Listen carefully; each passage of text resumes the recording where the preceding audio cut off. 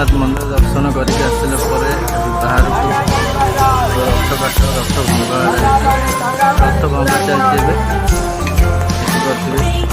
ଆଜି ଫାଙ୍କା ଥିଲା, ଜଗନ୍ନାଥଙ୍କର ସାହାଣ ମେଲା ଦର୍ଶନ ବହୁତ ବଢ଼ିଆ ଲାଗିଲା।